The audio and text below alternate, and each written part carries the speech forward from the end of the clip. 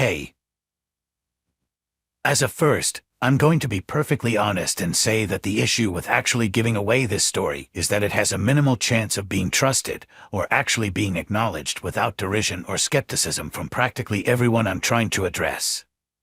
As a second, I'll admit that, as opposed to everyone else who says their own experiences of the dark corners of the online realm lie within obscure and shoddy areas, my own experience here doesn't involve a website of any kind that would take forever to find, or one obtained through some kind of secret link. One of the biggest issues with skepticism these days is that people expect that practically everyone who has the audacity to talk about lasting experiences must have some sort of proof or evidence of their venture.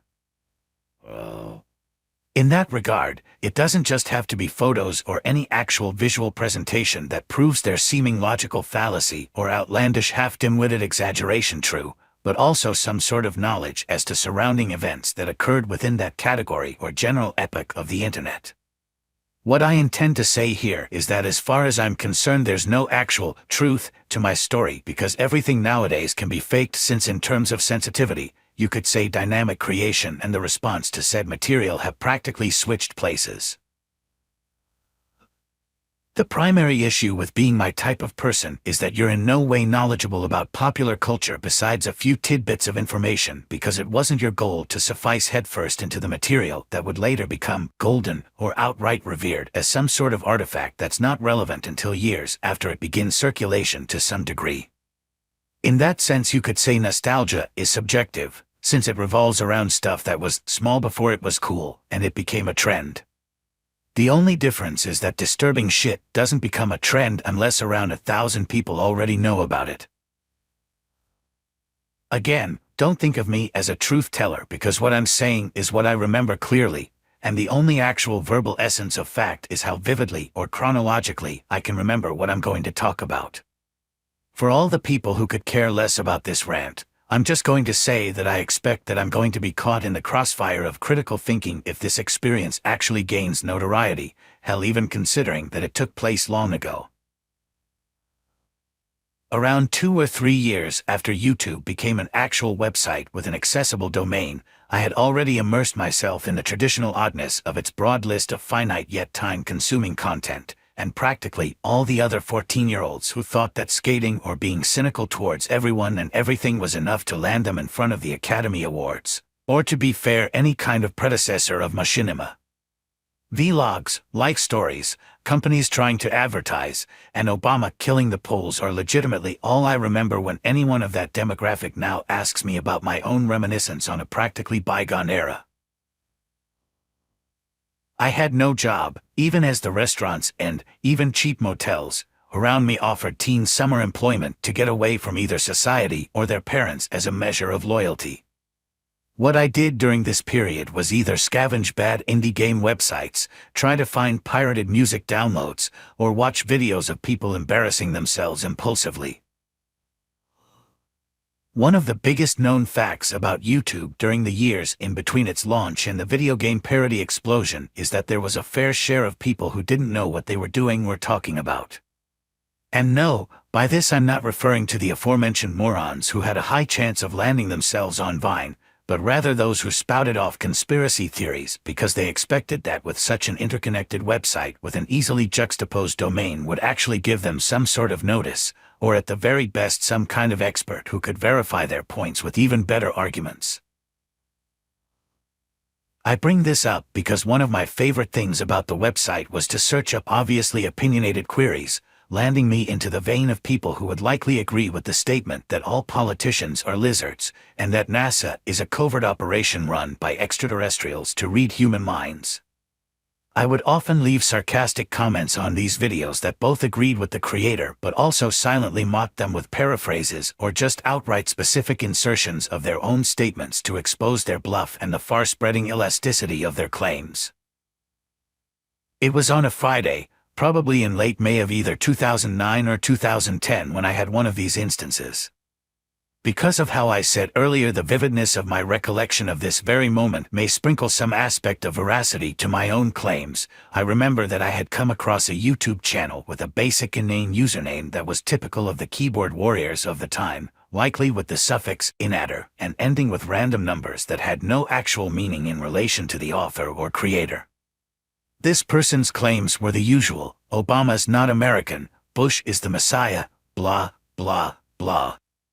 As apparently instructed to do by this person at the beginning, I jokingly subscribed, then in a moment of complete boredom just decided to start leaving cryptic comments in their comment sections, practically drowning out the one or two people that stumbled across them.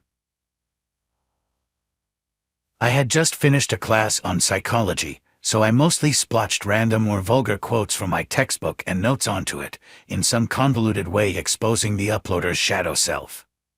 In a moment that honestly shouldn't have been surprising for me, the guy actually responded to one of my comments with a simple, "What the fuck?" followed by some nonsense he likely either pulled straight out of his rear or from an isolated excerpt from Wikipedia. A few minutes later, after checking out the remainder of weird thumbnails on his channel, I refreshed and it turned out he had made a video on me, which was just my username followed by random obscenities that I can't remember visually but rather emphatically. It was the same political nonsense and about how I apparently was harassing him, when in reality he was the one who chose to bring attention to a small troll who wouldn't have any kind of relevance in terms of his own personal life. By this point, a younger me decided it was about time to stop with this guy, so I watched the remainder of his rant, which lasted around 5 minutes, probably longer, but I was too caught up in laughing myself half to death, and then promptly unsubscribed. My dad at one point came in and asked what I was laughing at, so I told him something about the playoffs occurring for a local football team, or something along those lines. It was by then, when the video ended, that I noticed in the related section had come up a video that stood out from all the others: elotic rants practically filling my recommendations. The video, which had a thumbnail that I assumed was a stock photo of the sky with the exposure turned up to produce an illusion of cloudlessness, appeared to be titled Abyssal Reverie, or something else that was equally as cryptic, or at least just two lesser-used words amalgamated together to give off some kind of biblical meaning. Though, I will say, given that I remember those two words pretty clearly, I can say with not as much of a doubt that this was likely the title. But even then, I've never been able to find it, even after building up the courage after 5 years to look for it again. The name of the channel that made it was just a bunch of garbage text, likely the result of someone corrupting a file then getting an error after spamming it, and then copy-pasting it as the name of their profile. I remember humorously thinking that this person had done just that, and set their email as something equally nefarious but ridiculous, such as sastandyashvasa@yahoo.com. I don't remember the actual length of the video, but it was probably under 7 minutes, which was by my consensus normal for that period in time for an amateur content creator. Because videos like this had this tendency to draw me in, probably because they were usually movie trailers or art time-lapses, I clicked it with no hesitation whatsoever, and if I'm visualizing this event clearly, it took an unnatural amount of time for the browser to load, leaving me with a blank white web page for around 30 seconds. It's not something that to me stood out in that moment, given that these kinds of occurrences were normal, given that my family's concept of a router was an outdated internet box that overheated when 2 or more devices used it. When it actually did load, I was quick to notice that the view counter was by my conception broken, since it just simply said views, where the counter would be, with a visible gap wide enough to show that the value was either not loading or that this video had some sort of mechanism worked into it to do so. Either way, any explanation resembling the latter didn't make any sense to me, since I still had that concept that views equals money, regardless of if the amount of traffic rather than a simple count of the number of users who approached the video would produce revenue. The video's description was in LeetSpeak, which in those days made people seem cool enough to be esoteric. It simply read, 54 equals 3. No, it was not a mathematical equation. I had this weird gematria-esque tendency to read letters as numbers, and if you're overflowing with that kind of interest, you'd immediately translate it as safe. Still, an isolated example of that would be enough to make someone give some kind of credence to the creator because of their awesome internet language skills, even if they couldn't translate Morse code. Obfuscating what I said earlier, I might as well just get to the entirety of the following experience, because the next conscious half hour has not left me since.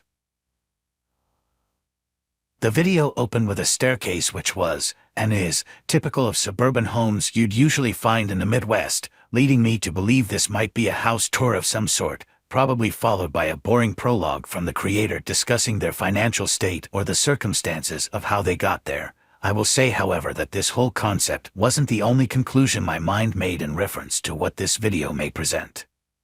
The difference between this one out of many assumptions is that a normal house tour wouldn't begin at a staircase that I envisioned was on an upper floor or leading to it, nor with all the lights turned off, with the presumed camera being the only emitter of an artificial source of illumination. The stairs were lined in a peach-colored carpet that had visible evidence of stains or curls on them, suggesting that either the person filming or one of the other people who may have lived there walked up and down them in heavy boots, given the size of some of the imprints.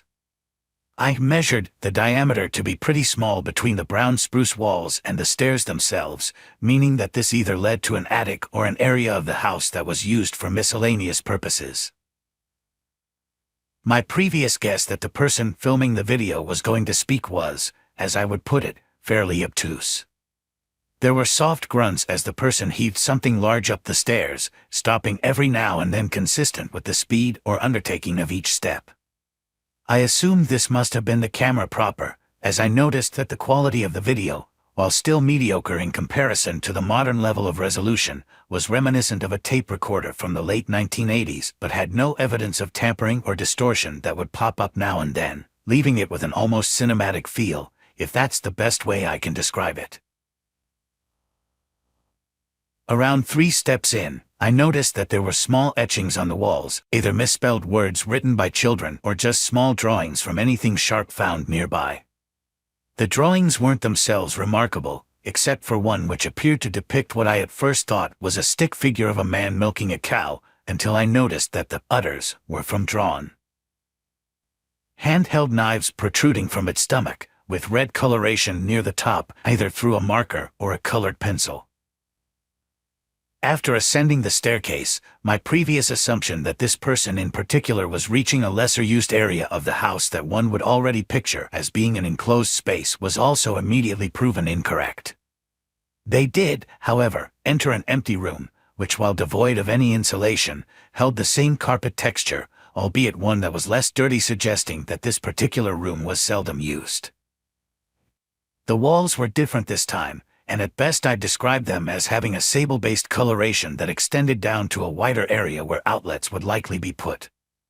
Despite this, there were no objects in the room despite an action figure, which I couldn't make out as it was practically out of reach from the light coming from the camera. I heard an audible bang come from another room, similar to the sound of metal clanging, but not one loud enough to come from at least 10 feet away. The person holding the camera hesitated for a moment, appearing to adjust something out of sight as I heard clicking sounds too far away to be from the camera, before continuing along to the left towards what appeared to be an open doorway. It was by this point I noticed there was a painting on the wall that depicted a person sitting in a multicolored room, in a manner similar to pretty much every work by Yayoi Kusama, who I'll say came to my attention during my efforts to figure out the origin of this painting, to no avail. It was by this time that the video started exhibiting weird formatting, since the entrance into the doorway was interrupted by a video of a young boy, probably around 10, shirtless in a room that was either similarly designed or the exact same area which was being filmed, while singing a song that I recognized as a church hymn, either "Sweet Hour of Prayer" or "Nearer, My God to Thee." He was sitting near a window, showing an overcast yet unnaturally dark landscape outside, and seemed exuberantly happy to be singing, even though I heard nobody else present either encouraging him or singing along, and as far as I was concerned this was not a religious environment or building. This weird inclusion lasted a few seconds, and while I was trying to figure out what exactly was happening, I noticed that something was running around in circles outside. It was either a black dog moving with less pronounced coordination or a person on all fours dressed in a black jumpsuit. Each scenario my mind conjured up was strange and in a sense disturbing to me nonetheless. The word "safe" briefly appeared again in blue on a white or bright yellow background, before the camera returned to the person filming. The doorway didn't lead to another room, but rather a hallway with 2 doors on each side, with the wall extending around 9 feet before entering what I guessed was a living room, with a railing in the middle of the floor that had no purpose being there since there was no other area of descent. I could hear some sort of small talk going on in there, but the camera person abruptly went into the room across from them, which had no visible texture other than a floor I would guess was either made of, or outright covered in, small, crushed bits of concrete, with random piles of dirt and vegetation appearing in each direction. The camera person hesitated again and briefly aimed the camera at the floor, where a streak of what looked like fecal matter was visible. I noticed the conversation in the other room was now getting clearer despite no footsteps being heard coming from that direction, and I could make out words that were at best gibberish but clearly didn't make any sense in a regular context. A few were compensation, directory, ineptitude, and ambivalence, as if they were going on a weird tangent about what I guessed was something financial failure. In the next few seconds, I heard the camera person's breathing get heavier and heavier, as if they were afraid of whoever it was talking was approaching them. And they suddenly tossed the camera in another direction, landing in front of what I guessed was one of the piles of dirt, resulting in the camera being obscured by small specks of earth. The camera was then picked up by another hand, which then ran into another area circumambient from where the other person had thrown it. I heard sounds of a struggle, but besides small grunts like those from earlier, there was no yelling nor any verbal obscenities thrown between anyone. The person holding the camera ran into another hallway resembling the one that I just saw, and ran into what I articulated was another incarnation of the living room, which was dotted with posters of various industrial landscapes, and drawings of symbols I later found out were associated with various schools of mysticism. I remember a few being the Ankh, the Rose Cross, and the Ouroboros. They briefly stopped to look at a television set arched on a table, which was displaying an old Popeye cartoon, before running through another corridor. During the rush, the camera been positioned towards the floor, and due to the rapid motion of the person holding it, I was unable to make out any of their features. However, as the camera lifted back up, I noticed that they had stumbled across a mirror. The person holding the camera, if I could honestly put it this way, were not at all human. Their head was bent and contorted like a piece of dough, whereas their arms and fingers were extended and wrangled to the point of no recognition. I assumed they were as equally horrified by their appearance, as they then turned the camera behind them, revealing other grotesque abominations just like them carving at the walls, which now extended at least a few miles.